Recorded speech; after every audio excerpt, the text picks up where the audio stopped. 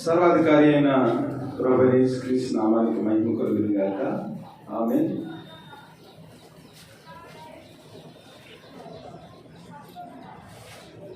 కొరింథీయులకు రాసిన మొదటి పత్రిక 9వ అధ్యాయము 24 నుంచి 27 వరకు మనం చదువుకున్నాం. ఈరోజు మన పాఠం పేరు ఏమిటంటే బహుమానము పొందుదునని మీకు తెలియదా? అటువలే మీరు బహుమానము పొందునట్లుగా పరిగెత్తి. మన ధ్యానాంశం ఏమిటంటే బహుమానము పొందునట్లుగా పరిగెత్తి. ప్రార్థన చేస్తున్నాం. స్తోత్రము మహాగరుడ, పరిశుద్ధుడ, మీ పాదాలకు లెక్కలేని స్తుతి స్తోత్రాలు. గతించిన పునరుద్ధాన దినము నుంచి ఈ పునరుద్ధాన దినం వరకు మమ్మలను మీ ప్రేమలో దాచి కాచి నాయన ఈరోజు నా నీ సన్నిధిలో నిన్ను ఆరాధించడానికి, నీ వాక్యాన్ని ధ్యానించడానికి మీరు ఇచ్చిన కృపను బట్టి వందనాలు స్తోత్రాలు చెల్లించుకుంటూ వాక్యాన్ని మేము ధ్యానం చేయుచుండగా మీ ఆత్మ సహాయం మాకు దయచేసి మేలు కలిగినట్లు మమ్మల్ని ఆశీర్వదించి దీవించమని ఈ మనవులన్నీ వాక్యమై ఉన్న ప్రభువైన యేసుక్రీస్తు నామమున అడిగి వేడుకొనుచున్నాం పరమ తండ్రి. ఆమేన్. దేవుని నామానికి వందనాలు. క్రైస్తవ జీవితము దేవుడిచ్చిన ఒక మహోన్నతమైన వరముగా మనము ఆలోచన చేసినప్పుడు మన జీవితంలో దేవుడు ఏమై ఉన్నాడో, మనల్ని ఎందుకు పిలిచాడో మనం ఆలోచన చేసినప్పుడు దేవుని యొక్క కృపను బట్టి ఆయన పిలుపునకు తగ్గట్టుగా మన జీవితాన్ని మనము కట్టుకుని ఆయన ఇచ్చే ప్రతి బహుమానాన్ని అందుకోవటానికి యోగ్యకరంగా మనం జీవించగలం. నమ్మకమైన విశ్వాస జీవితానికి లేదా నమ్మకమైన సేవ చేసే వ్యక్తులకు దేవుడు బహుమానాలు దాచాడు. అయితే ఆ బహుమానాలు మనం పొందుకునేదానికి ఒక పరుగు పందాన్ని ఆయన కండక్ట్ చేశాడు. ఆ పరుగు పందెంలో మనం గెలుపొంది బహుమానం పొందినట్లుగా మనం పరిగెత్తాలి. ఆ పరిగెత్తేదానికి, బహుమతి పొందేదానికి ఒకే ఒక మార్గం ఏమిటంటే శిలువ మార్గం, శ్రమ మార్గం. దాన్ని పౌలు తన జీవితంలో అనుభవించి తన జీవితంలో దేవుడిచ్చిన ఆ పరుగు పందాన్ని ఆయన పూర్తి చేసి బహుమానాన్ని పొందినట్లుగా మనకు గ్రంథంలో ఆయన యొక్క సాక్ష్యాన్ని మన ముందు ఉంచారు. కాబట్టి క్రీస్తు కొరకు సేవ చేయటం అనేది పరుగు పందెంతో పౌలు పోల్చాడు. ఆ పందెంలో మనము బహుమతి పొందేవారిగా ఉండాలని ఆయన యొక్క ఆశ. అయితే బహుమతి పొందేదానికి కావలసిన క్రమశిక్షణ, బహుమతి పొందేదానికి కావలసిన త్యాగము, బహుమతి పొందేదానికి మన జీవితంలో ఉన్న ప్రతి స్వార్థాన్ని విడనాడి దేవుని యొక్క కృపలో ఆ బహుమతిని పొందుకోవాలని ఇక్కడ ఉన్న కొరింథీయులకు పౌలు గారు తన విన్నపాన్ని చేస్తూ ఉన్నాడు. ఎందుకంటే కొరింథీయుల జీవితంలో అనేక రకాల అవిధేయతలు ఉన్నవి.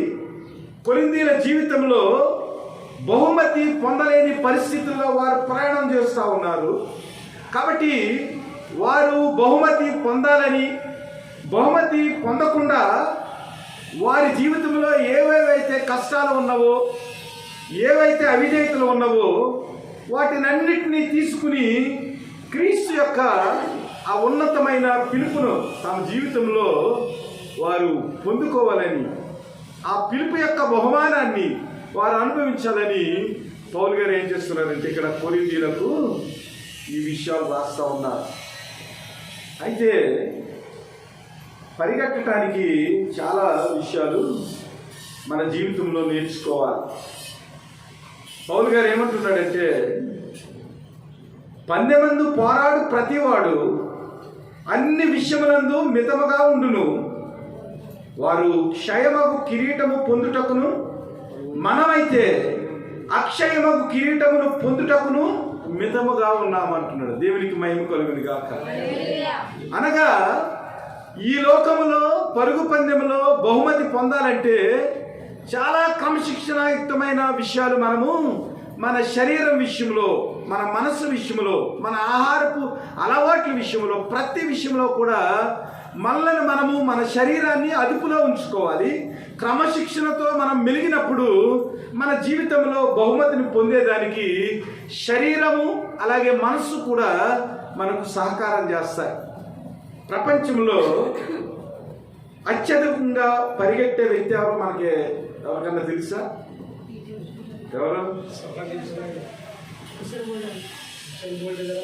ఎవరు మీరియా?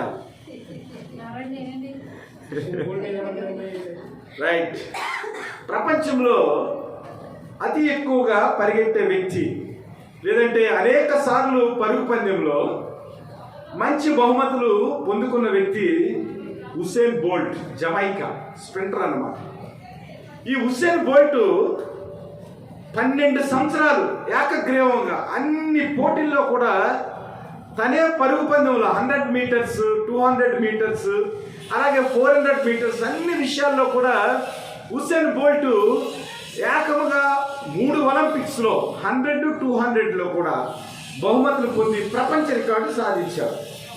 అయితే ఈ రికార్డు వెనకాల ఉసేన్ బోల్ట్ యొక్క శ్రమ ఎంత ఉందంటే, అందరికీ కావాల్సిన జీకే పాయింట్ ఏమిటంటే, మనము స్పీడ్గా పరిగెట్టాలంటే మన పొట్ట తగ్గాలి. స్పీడ్గా పరిగెట్టాలంటే ఏం తగ్గాలి? పొట్ట తగ్గాలి.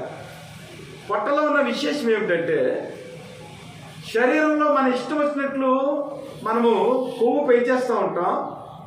అయితే కొవ్వు పొట్టలో కాకుండా ఇంకా ఎక్కడ పెరిగినా, సైన్స్ పెట్టారన్నమాట, ఎక్కడ పెరిగినా మనం ఏం చేస్తామంటే ఒక అడుగు కూడా ముందుకు వెళ్ళలేక కుప్ప కూలిపోతాం. దేవుడు ఎంత గొప్పవాడంటే, మన శరీరంలో కొవ్వు ఎక్కడ పెరిగినా మనం కళ్ళు తిరిగి పడిపోయే స్థితి ఉంది. ఒక పొట్టలోనే కొవ్వు శరీరం ఏం చేస్తుందంటే ఈ పొట్టలో దాస్తుంది. ఈ పొట్ట మన శరీరానికి మధ్య స్థానంలో ఉంటుంది కాబట్టి ఈ పొట్టలో ఎంత కొవ్వు పెరిగినా మనిషి పడిపోకుండా ఈ పొట్ట ఏం చేస్తుందంటే మనల్ని బ్యాలెన్స్ చేస్తూ ఉంటుంది. కాబట్టి చూడండి, ఎవరికైనా కూడా కొవ్వు పెరిగింది అంటే అర్థం ఏమిటంటే పొట్ట పెరిగినట్లు అన్నమాట. పొట్ట పెరిగింది అంటే కొవ్వు పెరిగినట్లు. అయితే ఈ ఉసేన్ బోల్ట్ పరుగు పందెంలో రాణించటానికి, వేగముగా పరిగెత్తటానికి ఈ పొట్ట రాకుండా పొట్టకు సంబంధించిన వ్యాయామం రోజుకి కనీసం 2 గంటలు చేసి చూడండి. రోజుకి 8 గంటలు ప్రాక్టీస్ చేసి చూడట. ఈ పొట్ట పెరగకుండా ఉండేదానికి వ్యాయామం కనీసం 2 గంటలు చేసేవాడు. అందువల్లే ఈ పొట్ట భాగంలో ఏ విధమైన కొవ్వు లేకుండా ఉండేది. పరిగెట్టేటప్పుడు ఇంచుమించు 100 మీటర్లు 9 సెకండ్ల కంటే తక్కువలో పరిగెట్టాడు. 1, 2, 3, 4, 5, 6, 7, 8, 9 అనే దానికి ఎక్కడుంటాడంటే రైలు కొట్టు ఇంకా దూరానికి వెళ్ళిపోతాడు. అంత ఫాస్ట్గా ఉసేన్ బోల్ట్ పరిగెడతాడు. కాబట్టి మన జీవితంలో ఈ లోకపరమైన కిరీటం పొందుకునేదానికి, ఈ లోకంలో ఉన్న మెడల్స్ మనం అందుకునేదానికే అంత ప్రయాస కోర్చి మనము మన శరీరాన్ని క్రమశిక్షణలో పెట్టుకోవాలి. ప్రతి విషయంలో కూడా మనం మితంగా ఉండాలి. అయితే ఎప్పటికీ వాడిపోని కిరీటము, ఎప్పటికీ నగిసి తగని ఒక దేవుడిచ్చే మహోన్నతమైన ఆ పరలోకపు స్థితి ఏదైతే ఉందో, ఆ స్థితిలోనికి మనం ప్రవేశించేదానికి ఆత్మపరమైన క్రమశిక్షణ ఎంత అవసరమో మీరు ధ్యానం చేయండి.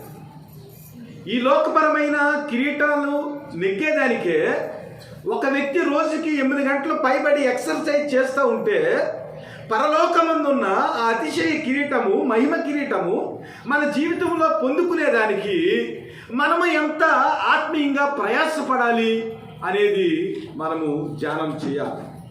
అందుకనే పౌలు గారు తన జీవిత అనుభవాన్ని ఇక్కడ చెప్తూ అంటున్నాడు, 10 మంది పోరాడువాడు ప్రతివాడు కూడా అన్ని విషయాల్లో మితముగా ఉండాలి, పరిగెత్తేవాడు బహుమానం పొందేదానికే పరిగెత్తాలి.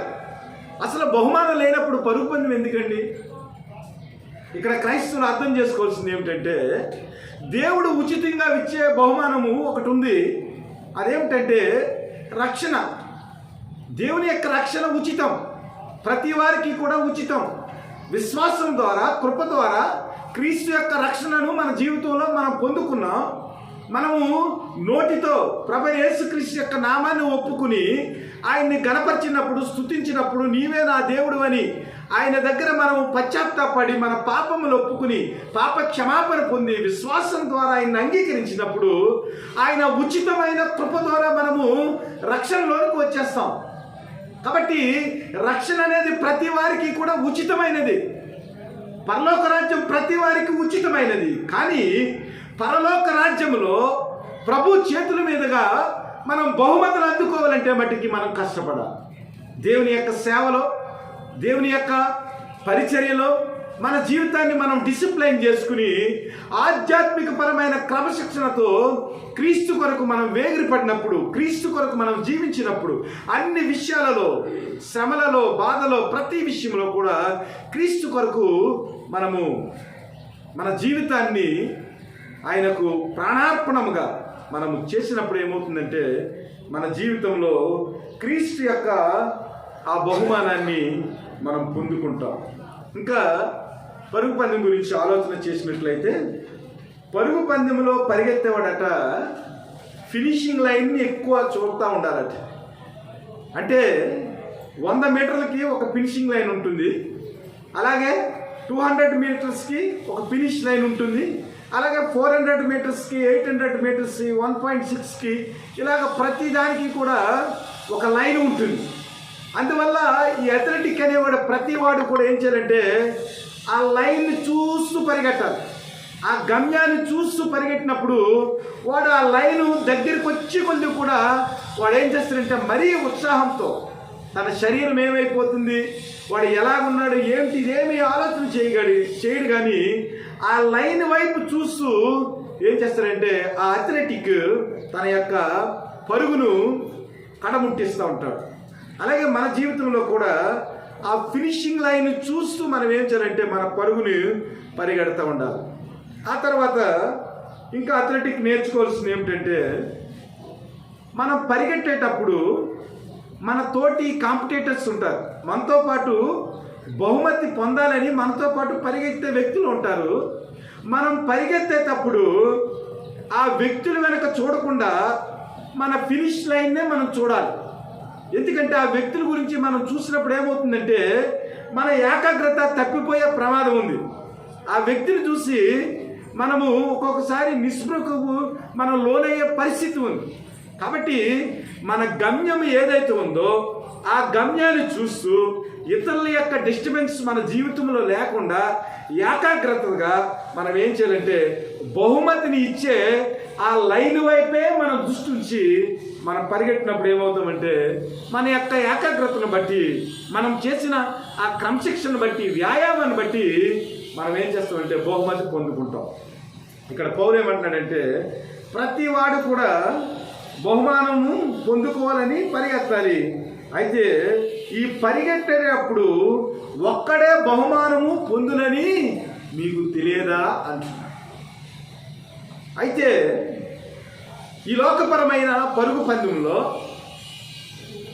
ఒక్కడే బహుమతి పొందుతారు.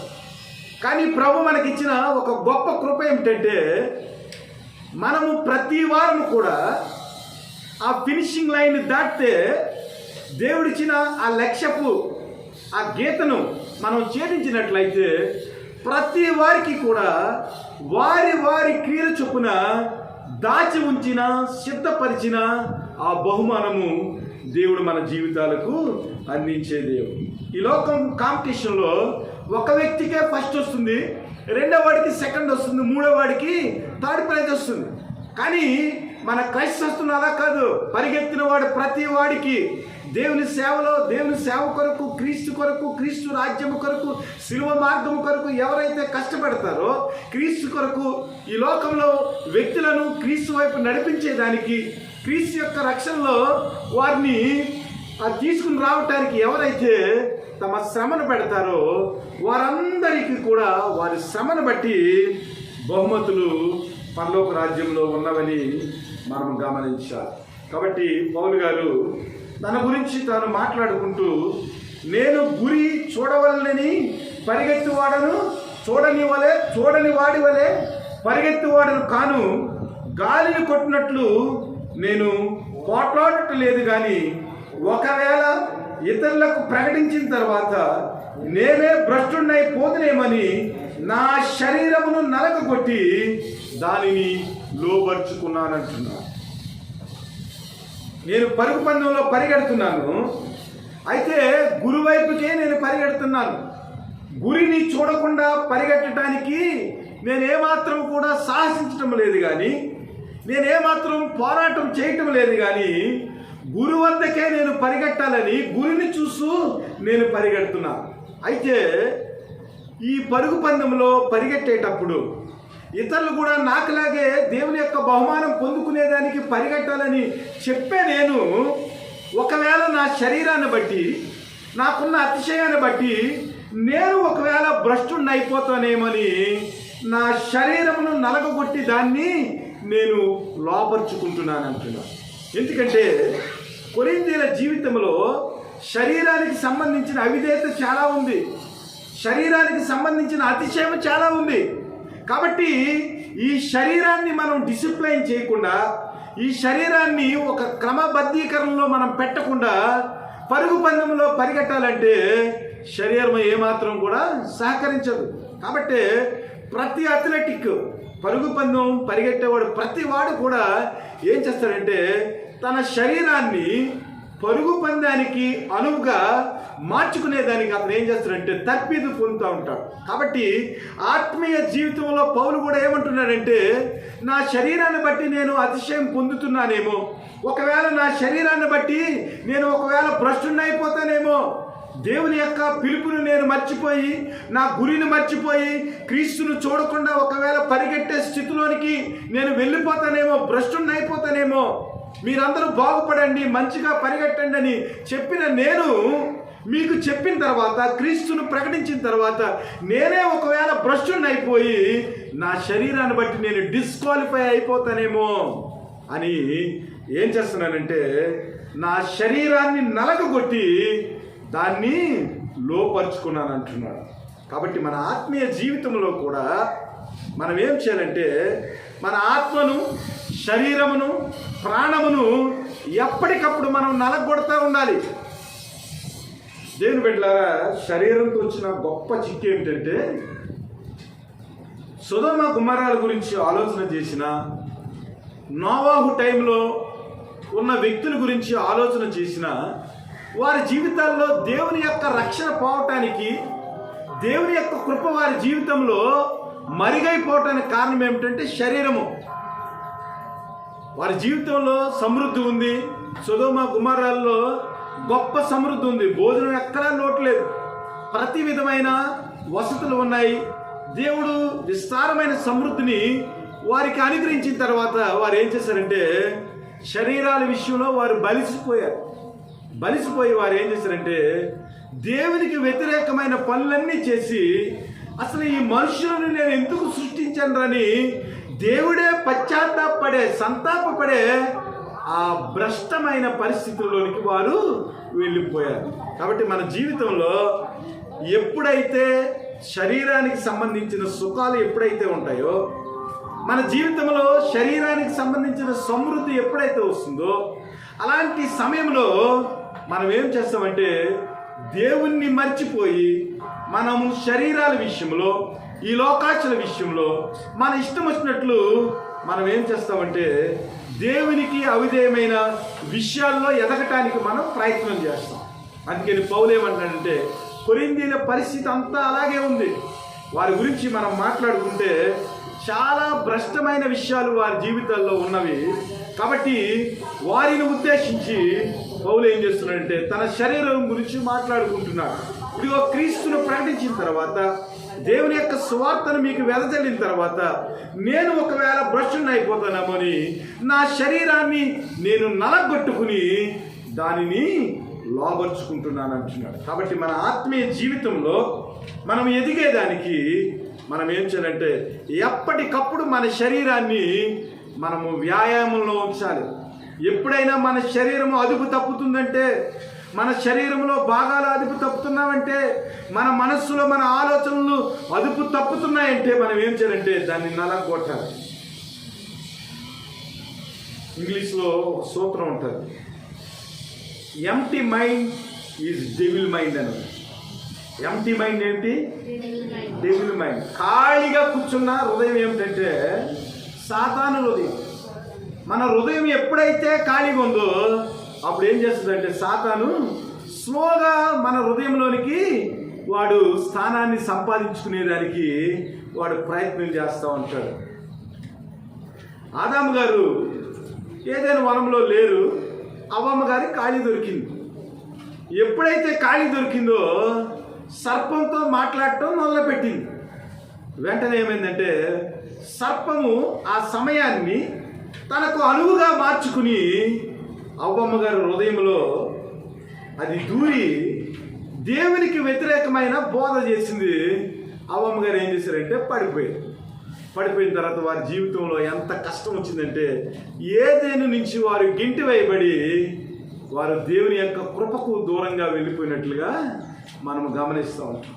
కాబట్టి యవనస్తులు, ఆడవారు నేర్చుకోవాల్సిన విషయం ఏమిటంటే ఎవరు కూడా ఖాళీగా ఉండటానికి వీలు లేదు. ఏదో ఒక పని చేస్తూ ఉండాలి. ఏ పని లేదనుకోండి దేవుని యొక్క వాక్యాన్ని మనం తెరిచి దాన్ని చదువుకుంటూ, ఒకవేళ చదువు రాకపోయినట్లయితే ఖాళీగా ఉన్న సమయంలో మనం కళ్ళబొళ్ళు కబుర్లు మాట్లాడకుండా మన గదిలోనికి వెళ్ళి మనం ఏం చేయాలంటే మోకాళ్ళుని ప్రార్థన చేయాలి.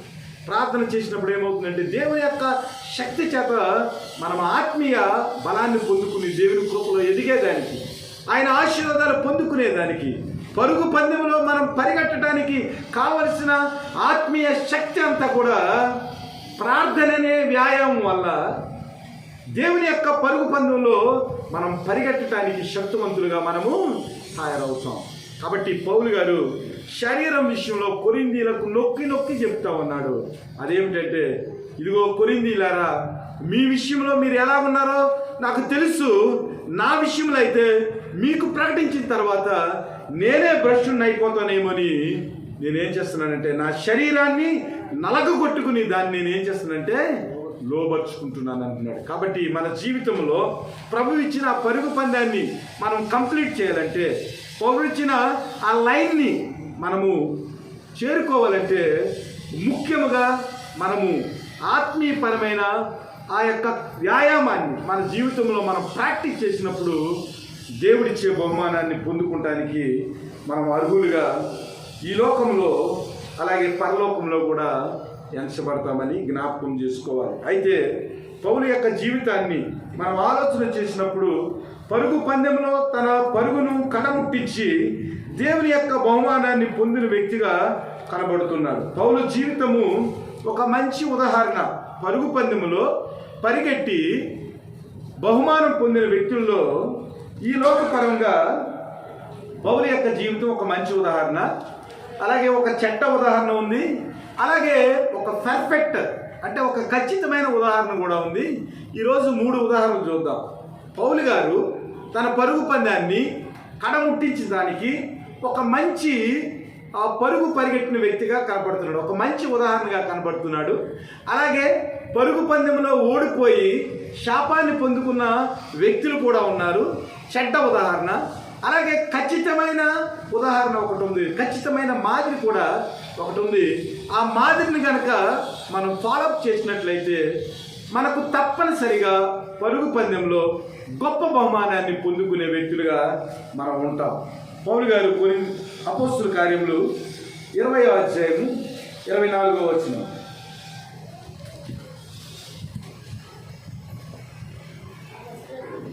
అయితే దేవుని కృపా సువార్తను గూర్చి సాక్ష్యమిచ్చుటయందు నా పరుగును నేను ప్రభువైన యేసు వలన పొందిన పరిచర్యను తుదముట్టింపవలనని నా ప్రాణమును నాకెంత మాత్రమును ప్రియమైనదిగా ఎంచుకునటలేదు. దేవుని స్తోత్రం. ఇందాక ఏం చేశాడంటే పౌలు గారు మాట్లాడేటప్పుడు ఏమన్నాడంటే, నా శరీరాన్ని నేను లోబర్చుకుంటున్నాను, నా శరీరాన్ని నేను నలగొట్టుకుంటున్నాను. ఇక్కడ మనం చూసినట్లయితే దేవుని యొక్క కృపా సువార్తను గూర్చి సాక్ష్యం ఇవ్వటానికి ప్రతి చోట కూడా దేవుని యొక్క కృప ఏమిటో, దేవుని యొక్క రక్షణ ఏమిటో, దేవుని యొక్క ప్రణాళిక ఏమిటో నేను సాక్ష్యం ఇవ్వటానికి నేనేం చేస్తున్నానంటే నా పరుగును నేను పరిగెడుతున్నాను. నేను పరుగు పందెంలో నేను పరిగెట్టేటప్పుడు యేసు ప్రభు వలన నాకు వచ్చిన ఆ పరిచర్యను బట్టి, యేసు ప్రభు వలన నేను పొందిన ఆ పరిచర్యను బట్టి ఎలాగైనా కూడా నా పరుగు పందాన్ని నేను కడముట్టించాలని ఈ పరుగు పందెంలో తుదకు నా ప్రాణాన్నైనా పోగొట్టుకోవాలని నేను నిశ్చయించుకున్నాను. దేవుడిచ్చిన ఆ పరుగు పందాన్ని నేను ఫినిష్ చేసేదానికి నా ప్రాణమును ఏమాత్రము కూడా ప్రియమైనదిగా నేను ఎంచుకోకుండా దేవుని యొక్క కృపా సువార్తను ఈ లోకములో వెదజల్లేదానికి, దేవుడిచ్చిన ఆ పరిచయను ఈ లోకానికి పరిచయం చేసేదానికి నేనేం చేస్తున్నానంటే నా పరుగు పందాన్ని నేను పరిగెడుతున్నాను. ఇందాకేమో శరీరాన్ని నలగొట్టుకుంటాడంట, ఇక్కడ చూసినట్లయితే దేవుని యొక్క ఆ పరుగు పందెంలో తనకు బహుమానం రావాలని తన ప్రాణాన్ని కూడా తృణప్రాయంగా పౌలు ఇచ్చినట్లుగా మనకు కనబడుతుంది. కాబట్టి మన జీవితంలో దేవుడిచ్చే ఆ బహుమానాన్ని, మళ్ళా చెప్తున్నాను, అందరికీ దేవుడిచ్చే రక్షణ అందరికీ ఉచితం. కానీ దేవుని చేతుల మీదుగా మనం పరుగు పందెంలో ప్రైజ్ కొట్టాలంటే మట్టికి ప్రతి వారు కూడా తమ శరీరాలను, దేహాలను మనకు ప్రియముగా ఎంచుకొనకుండా దేవుని సేవ కొరకు సజీవ యాగముగా ఎవరైతే అర్పిస్తారో, ఏమాత్రం కూడా తన ప్రాణాన్ని ప్రియమైనదిగా ఎంచుకోకుండా, తన శరీరాన్ని ప్రియమైనదిగా ఎంచుకోకుండా, ఏమాత్రము అతిశయపడకుండా దేవుని సువార్త కొరకు పరుగు పందాన్ని ఫినిష్ చేసినట్లుగా పౌలు జీవితం మనకు ఉదాహరణగా కనబడుతుంది. ఫిలిప్పీలకు రాసిన పత్రిక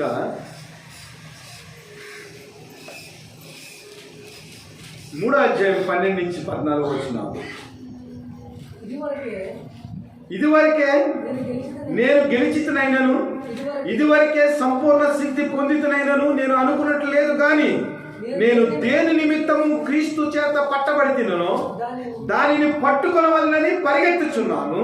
సహోదరులారా, నేను ఇదివరకే పట్టుకుని ఉన్నానని తలంచుకొనను. అయితే ఒకటి చేయుచున్నాను, వెనుకున్నవి మరచి ముందున్న వాటికై వేగురుపడుచు క్రీస్తునందు దేవుని ఉన్నతమైన పిలుపునకు కలుగు బహుమానము పొందవలనని గురి యొద్దకే పరిగెట్టుచున్నాను. దేవుని స్తోత్రం.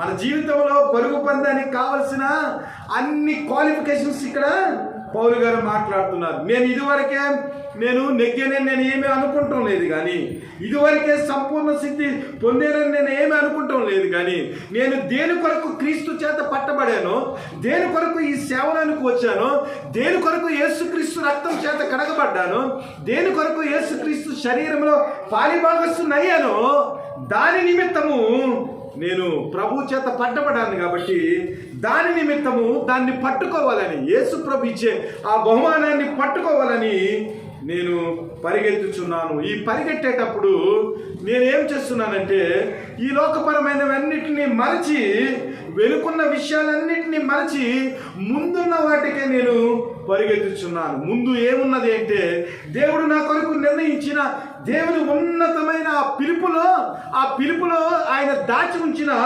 బహుమానం ఉందని, ఆ బహుమానం పొందటానికి నేను వెనకున్నవి మరచి ముందున్న వాటికై నేను పరిగెడుతున్నాను.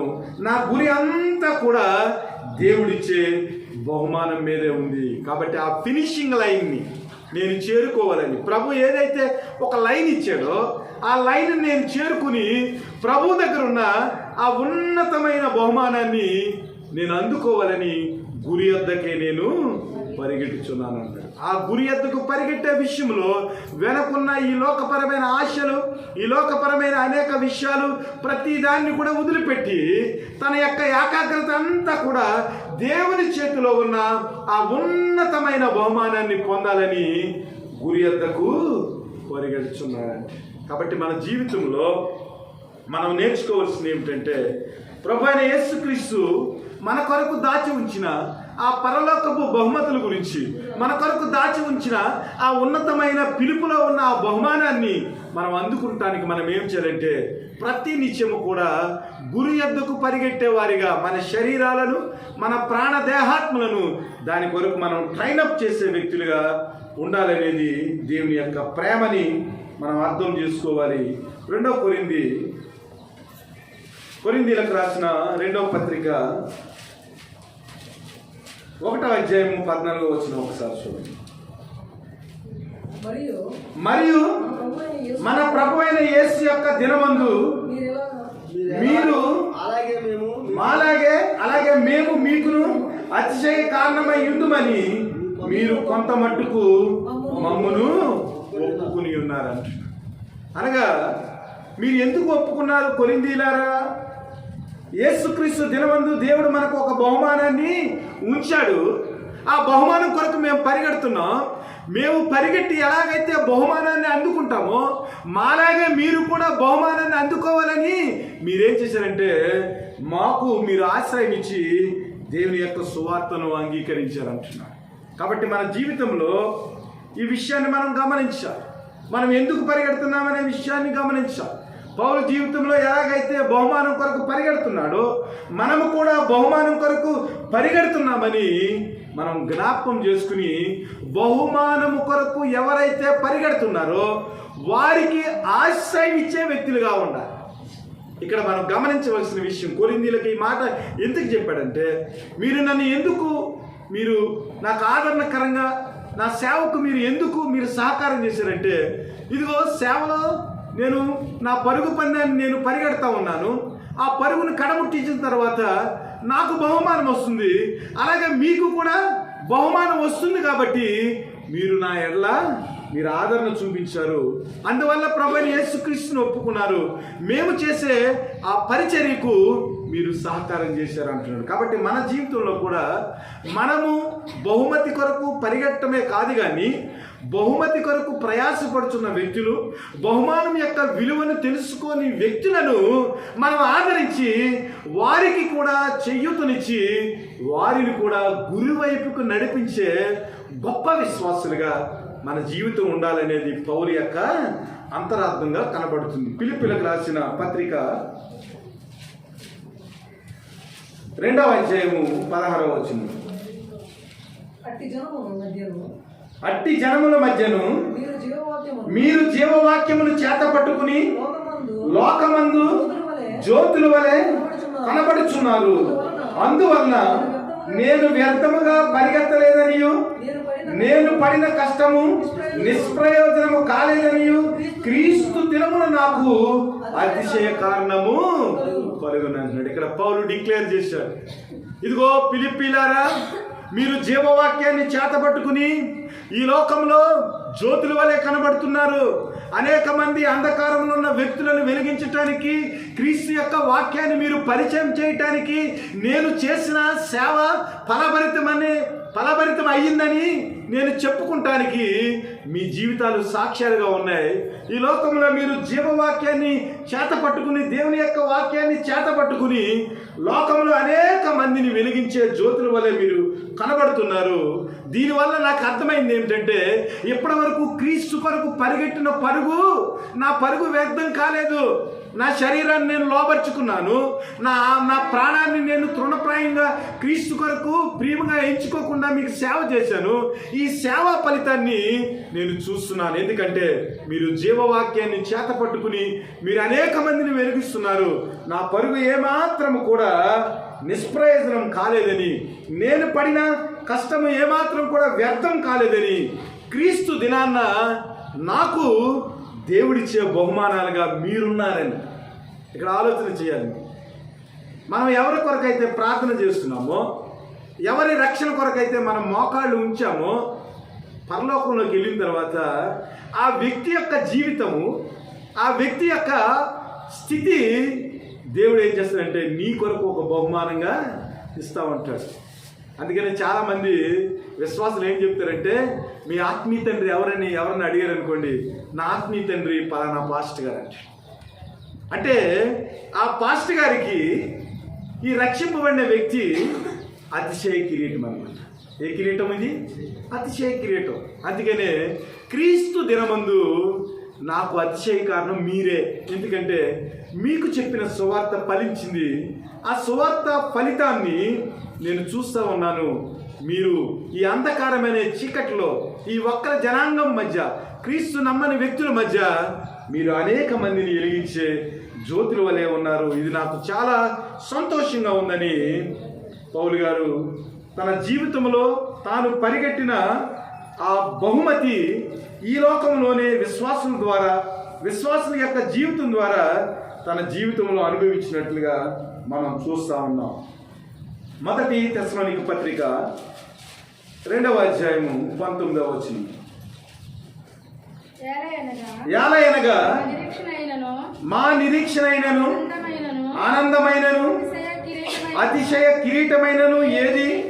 మన ప్రభువైన యేసు యొక్క రాకడ సమయమున ఆయన ఎదుట మీరే కదా, నిశ్చయముగా మీరే మా మహిమయు ఆనందమునై ఉన్నారంట. ఇక్కడ దాన్ని ఏం చేశాడంటే మళ్ళీ క్లియర్గా తెస్సలోనికీయులకు రాస్తూ అన్నాడు, ఇదిగో దేవుడు వచ్చినప్పుడు మాకు అతిశయ కిరీటం ఏదన్నా ఉందంటే, ఇదిగో మేము చెప్పిన వాక్యం చేత, దేవుని యొక్క వాక్యాన్ని మీరు అంగీకరించి దేవుని నమ్ముకున్నారు. అనేక విషయాల్లో దేవుని యొక్క సేవకు, దేవుని యొక్క సంఘానికి మీరు ఉపయోగపడ్డారు. కాబట్టి యేసు యొక్క రాకడ సమయాన్న ఆయన ఎదుట మీరే కదా మాకు అతిశయ కిరీటము, నిశ్చయముగా క్రీస్తు యొక్క మహిమ, క్రీస్తు యొక్క ఆనందము మీరే నా జీవితానికి అయి ఉన్నారని పౌలు ఏం చేస్తున్నాడంటే, తాను చేసిన పరిచర్య నిమిత్తము ఎక్కడైతే పరిచర్య చేశాడో అక్కడ దేవుని యొక్క ఆత్మ ఫలింపులను బట్టి, విశ్వాసుల యొక్క జీవితాన్ని బట్టి మరి ఇక్కడ పౌలు సంతోషించినట్లుగా మనకు కనబడుతుంది. కాబట్టి మన జీవితంలో దేవుని కొరకు చేసిన ఏ పని కూడా మరి వ్యర్థం కాదని, మన ప్రయాస ఏమాత్రం కూడా అది నిష్ప్రయోజనం కాదని మనం ఏం చేయాలంటే, దేవుడిచ్చిన ఆ పరుగు పందాన్ని మనము కడముట్టించేదానికి మన జీవితాలను, మన యొక్క ఆత్మలను, మన శరీరాలను మనం లోబర్చుకుంటూ దేవుని యొక్క క్రమశిక్షణలో మనం పెంచుకోవాలి. ఇంకా ఫైనల్గా పౌలు యొక్క జీవితాన్ని గురించి మనం చూసినట్లయితే, తిమోతిలకు రాసిన 2వ పత్రిక 4వ అధ్యాయము 7-8 వచనాలు. మంచి పోరాటము పోరాడి తిని, నా పరుగు కడముట్టించి తిని, విశ్వాసము కాపాడుకుంటుని, ఇక మీదట నా కొరకు నీతి కిరీటం ఉంచబడింది. ఆ దినమందు నీతి గల న్యాయాధిపతి అయిన ప్రభువును, అది నాకు మాత్రమే కాకుండా తన ప్రత్యక్షతను ఆపేక్షించు వారందరికీ అనుగ్రహించిన దేవుని స్తోత్రం. పౌలు గారు ఈ స్టేట్మెంట్ చెప్తున్నాడు, ఇదిగో ఈ లోకంలో ఉండగా క్రీస్తు కొరకు నేను మంచి పోరాటము పోరాడాను, నా పరుగు కడముట్టించింది. అంటే I reach the finish line. ప్రభు నాకు ఏదైతే గీత ఇచ్చాడో, నాకు ఇచ్చిన 100 మీటర్స్ ఏదైతే ఉందో, నాకు ఇచ్చిన 200 మీటర్ల పరుగు పందెం ఏదైతే ఉందో, ఆ పరుగు పందాన్ని నేను పోరాడి నా శరీరాన్ని, నా ఆత్మను, నా ప్రాణమును నేను లోబర్చుకుని ఏం చేశానంటే నా పోరాటాన్ని కడముట్టించేసాను. ఈ కడముట్టించే కార్యక్రమంలో, పరిస్థితుల్లో నా విశ్వాసాన్ని నేను కాపాడుకున్నాను. ఇక మీదట నా కొరకు పరలోకంలో నీతి కిరీటము ఉంచబడింది. ఆ దినమందు నీతి గల న్యాయాధిపతి ప్రభు నాకు దాన్ని ఇస్తాడు. నాకు మాత్రమే కాకుండా తన ప్రత్యక్షతను ఆపేక్షించే వారందరికీ కూడా అనుగ్రహిస్తాడు. అనగా దేవుని యొక్క పరుగు పందెంలో ఎవరైతే పరిగెడతారో, దేవుని యొక్క ప్రత్యక్షత కొరకు ఎవరైతే తమ జీవితాలను ప్రాణార్పణంగా పోస్తారో వారందరికీ, అనగా ఆయన ఎవరి కష్టార్జితాన్ని ఉంచుకునే దేవుడు కాదు, నీతి గల దేవుడు, న్యాయాధిపతి. నాకు మాత్రమే కాకుండా పరిగెట్టిన మీకు కూడా ఆయన ఏం చేస్తాడంటే ఆ అతిశయ కిరీటాన్ని ఇస్తాడంట. కాబట్టి తీమోతి అక్కడున్న ఆ తీమోతికి పౌలు తన జీవితాన్ని చెప్తున్నాడు. తీమోతి చాలా యవనస్తుడుగా ఉండి పరిచర్య చేస్తున్నాడు. ఈ పరిచర్యలో ఎక్కడైనా ఓడిపోతాడేమోని తీమోతిని పౌలు గారు బలపరుస్తున్నాడు. ఇదిగో తీమోతి, యవన కాలంలోనే దేవుని యొక్క వాక్యాన్ని నువ్వు అంగీకరించావు, చిన్నప్పటి నుంచి మీ అమ్మమ్మ దగ్గర అన్ని విషయాలు నేర్చుకున్నావు, కాబట్టి దేవుని యొక్క అతిశయ కిరీటం పొందడానికి నీ జీవితంలో నీవు ఇలా ఉండాలి. ఇదిగో నా జీవితం అయితే మరి నా పరుగు కడముట్టించేశాను, నా కొరకు నీతి కిరీటం ఉంది, నీవు కూడా నన్ను ఫాలోఅప్ చేసి నేను ఎలాగైతే జీవించానో క్రీస్తు కొరకు, క్రీస్తు యొక్క సువార్తను నేను చాటడానికి, క్రీస్తు యొక్క సేవ కొరకు నేను ఏ అయితే త్యాగాలు చేశానో, అన్ని విషయాల్లో నేను ఏ వ్యాయామం అయితే చేశానో ఆ వ్యాయామం నీవు కూడా చేసినప్పుడు నీతి గల న్యాయాధిపతి అయిన దేవుడు నీకు కూడా నాకులాగే అక్షయ కిరీటాన్ని ఇస్తాడు అని తీమోతిని పౌలు గారు ఏం చేస్తున్నారంటే బలపరుస్తున్నారు. కాబట్టి మన జీవితంలో కూడా ఈ విషయాలను మనము గమనించి దేవుడు మన కొరకు ఒక గొప్ప బహుమానాన్ని దాచి ఉంచాడని, బహుమానము పొందినట్లుగా మనం పరిగెత్తాలని, ఆ పరిగెట్టేటప్పుడు ఏమాత్రము మనం పౌలు అవ్వకుండా, స్కిప్ అవ్వకుండా మన విశ్వాసాన్ని కాపాడుకుంటూ దాన్ని కడముట్టించాలని పౌలు గారు తన యొక్క సాక్ష్య అనుభవాన్ని మన జీవితంలో మనకు ఆయన ఒక మంచి ఉదాహరణగా పెట్టాడు. అయితే పరుగు పందెంలో పరిగెత్తి చతికిలు పడ్డ వాళ్ళు ఉన్నారు. వాళ్ళ గురించి కూడా మనం చూద్దాం. వీళ్ళని మనం ఫాలో అయ్యమనుకోండి, ఫెయిల్యూర్స్ని ఫాలో అయ్యమనుకోండి, మనం కూడా ఫెయిల్యూర్స్ కింద ఉండిపోతాం. సోమరిపోతుని మనం ఆదర్శంగా తీసుకున్నాం అనుకోండి, అసలు పరుగు పందెం గొడవే మనకు ఉండదు. సోమరిపోతుల్ని మనం ఆదర్శంగా తీసుకున్నాం అనుకోండి, పరుగు పందెం గొడవ ఏముంటుంది మనకి? రే బాబు, బహుమతి వల్ల మనకు ఉపయోగం ఏముంది?